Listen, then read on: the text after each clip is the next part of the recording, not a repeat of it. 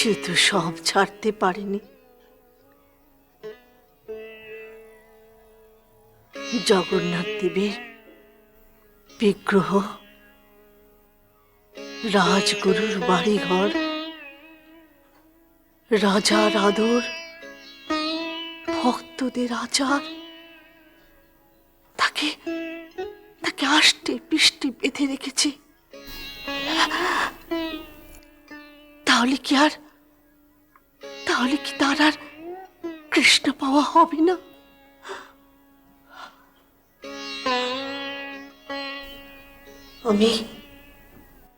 আমি সকল ছেড়েছি নিতাই। এই দেখ, তোর সখার হাতের লেখা একটি পুঁথি, আর আর এই তার করতাল খানি। এ বাদে আমি তার সকল স্মৃতি তারই ভক্তদের মাঝে বিলি করে দিয়েছি।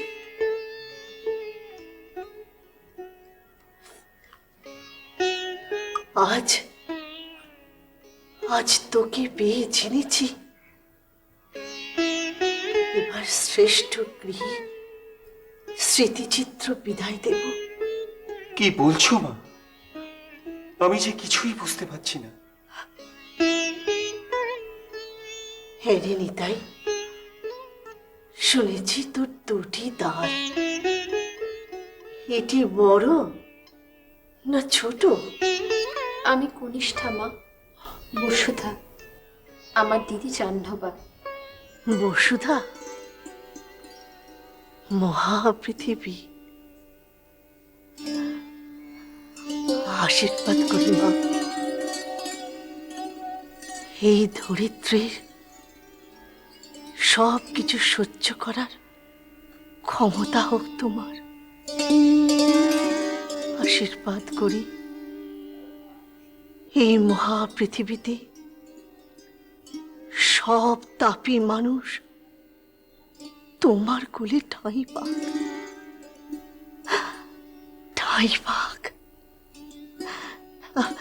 ঈশান, সেই হাড় গাছে আনতো। সেই হার? সে যে এ অতির শেষ চিহ্ন মা। কথা কোস নে, তুই এনে দে দেখি।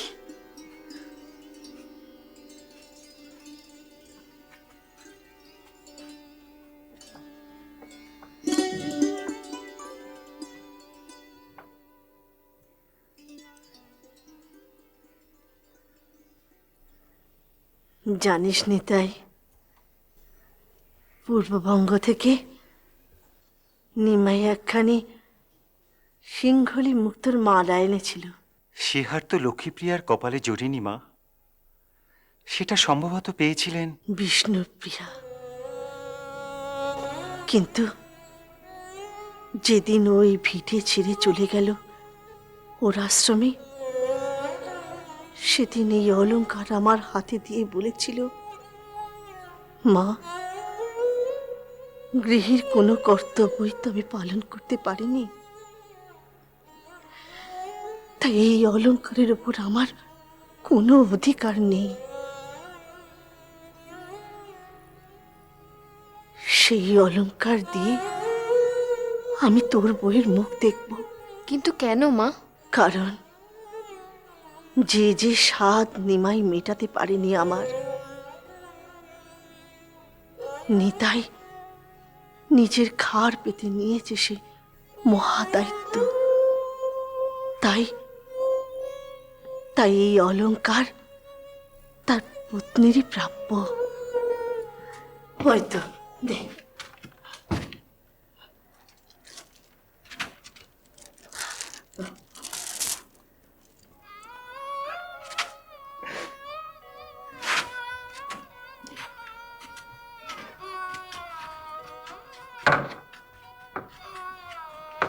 বয়স হয়েছে তো, তাই স্মৃতিগুলো মনের মধ্যে ভিড় করে আসে। এসো মা,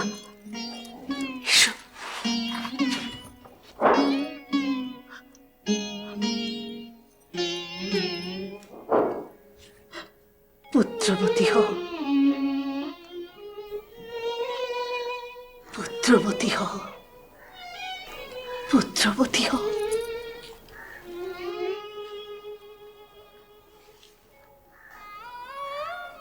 নিতাই, ভগবানের অশেষ দয়া থাকলে তবে সন্তানের মুখ দেখা যায়। আমি পৃথিবী দেখিনি বাবা, তোমাদের মুখ দেখে আমার সকল তীর্থ ঘোরা হয়ে গিয়েছে।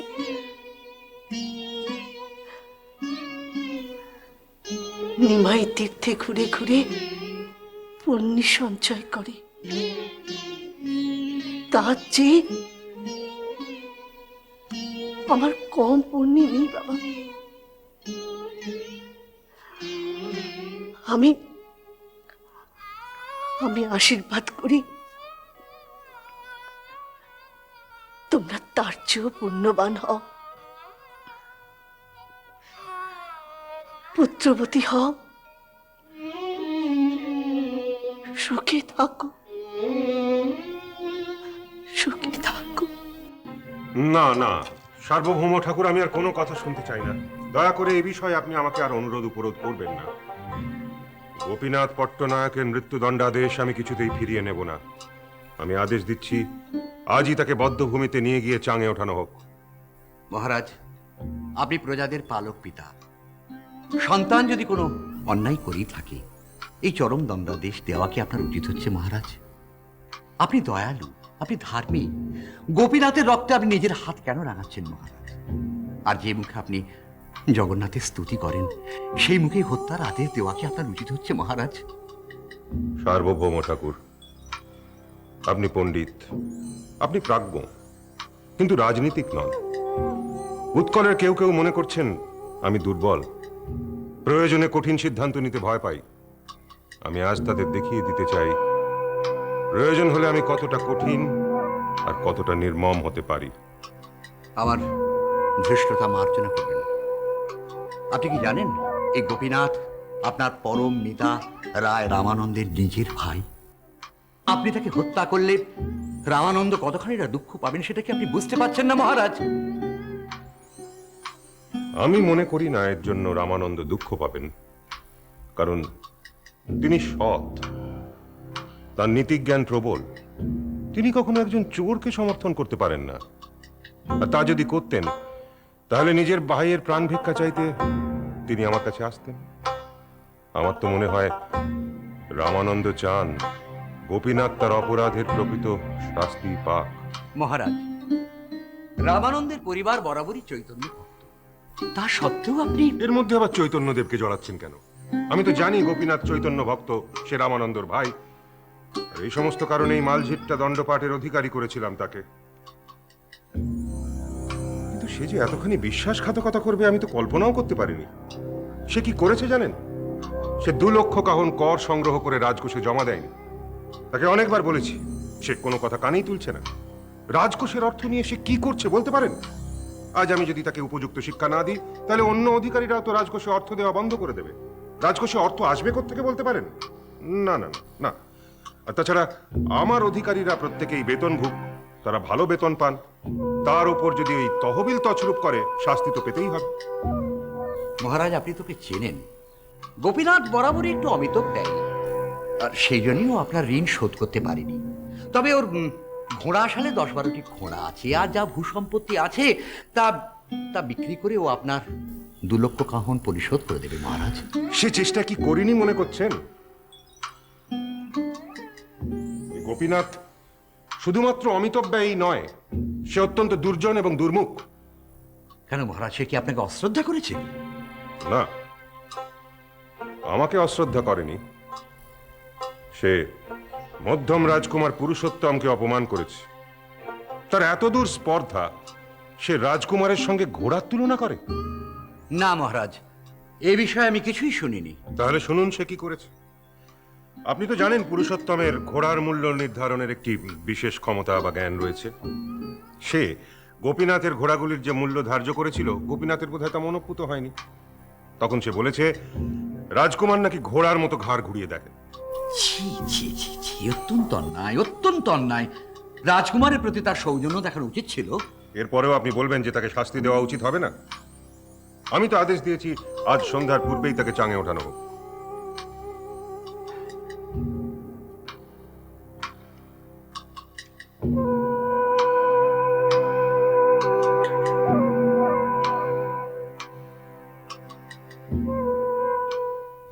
চাং চাং কি বাসুদেব ঠাকুর?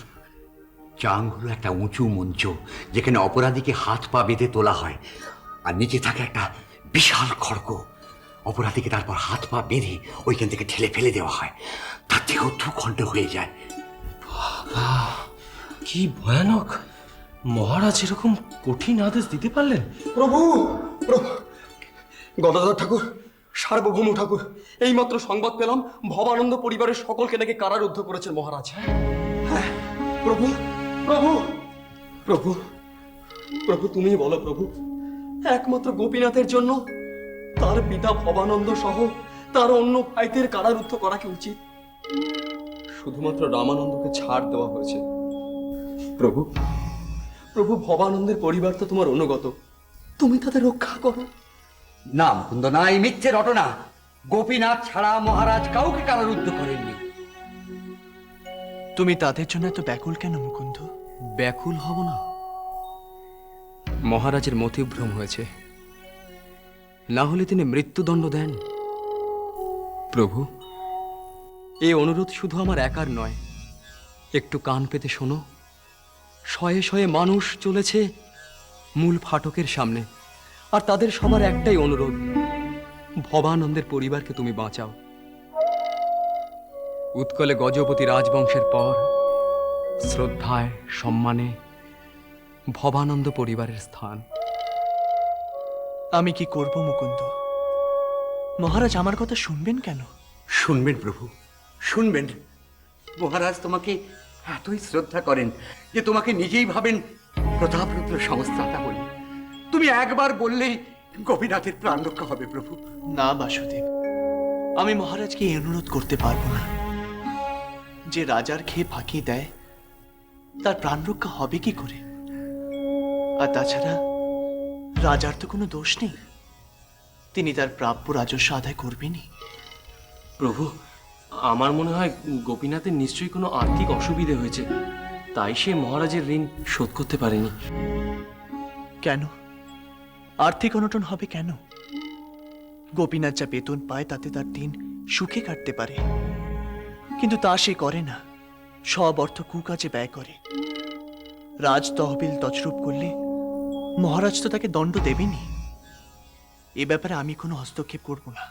তুমি কেন এত কঠিন হচ্ছ প্রভু? একজনের জীবন সংশয়, তুমি কি করে নিরাসক্ত থাকতে পারছো? বাসুদেব, তুমি কেন বুঝতে পারছো না? এ বিষয়ে আমি যদি মহারাজকে কিছু বলি, তাহলে তার বিরোধীরা অপপ্রচার করবে যে মহারাজ আমার নির্দেশে রাজ্য চালান। এতে তার ক্ষতি হতে পারে বাসুদেব। তোমরা বরং রাজগুরু কাশী মিশ্রকে গিয়ে অনুরোধ করো, তিনি যদি মহারাজকে নিরস্ত্র করতে পারেন। মহারাজ গজপতিকে আমি বিলক্ষণ চিনি। ক্ষেত্র বিশেষে, বিশেষত রাজ সংক্রান্ত বিষয়ে তিনি রাজগুরুর অনুরোধকে উপেক্ষা করতে পারেন। ব্যতিক্রম শুধু আপনি, আপনাকে তিনি উপেক্ষা করতে পারবেন না প্রভু। প্রভু, তুমি বলো, জীব হত্যা মহাপাপ, মহারাজের বিরোধীরা কি ভাববেন তা ভাবতে গেলে যে গোপীনাথ পট্টনায়কের প্রাণ যায় প্রভু।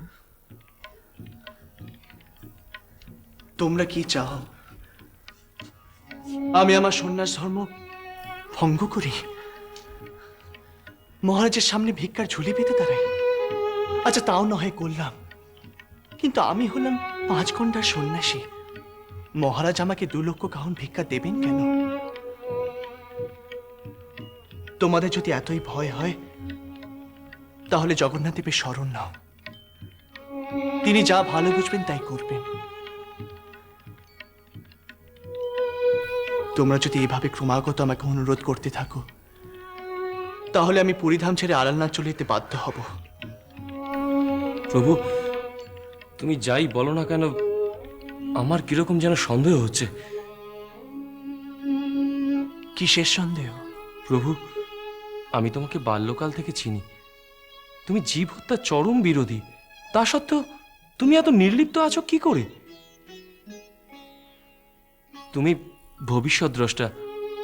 আমার অনুমান গোপীনাথ পট্টনায়কের কোনো ক্ষতি হবে না। আমারও তাই মনে হচ্ছে গদাধর। আমার মাথায় একটা উপায় এসেছে, দেখি কি করতে পারি। আশীর্বাদ করুন প্রভু, আমি যেন কৃতকার্য হতে পারি।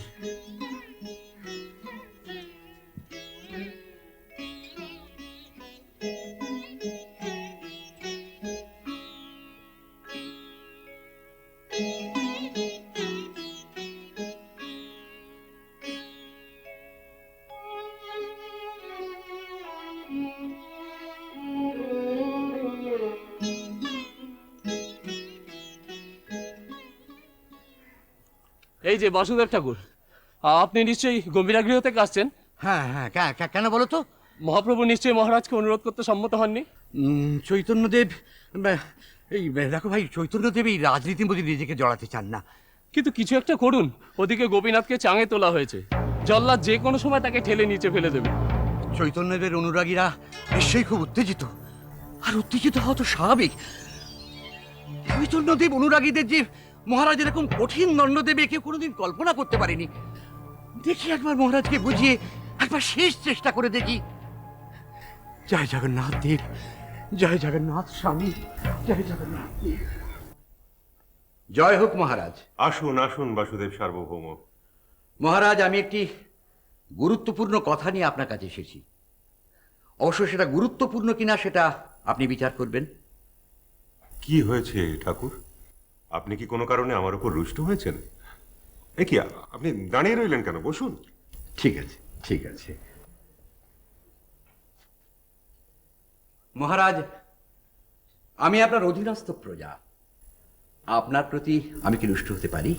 এভাবে বলবেন না। আপনার মতো একজন পণ্ডিত ব্যক্তি আমার রাজ্যে বাস করেন, এ তো আমার সৌভাগ্য। সময় অসময়ে আপনার সঙ্গ লাভ করি, পরামর্শ নিই। বলুন কি হয়েছে? মহারাজ, প্রভু পুরীধাম থেকে চলে যেতে চাইছেন। সে কি? কেন, কি হয়েছে? আমাকে সবকিছু খুলে বলুন।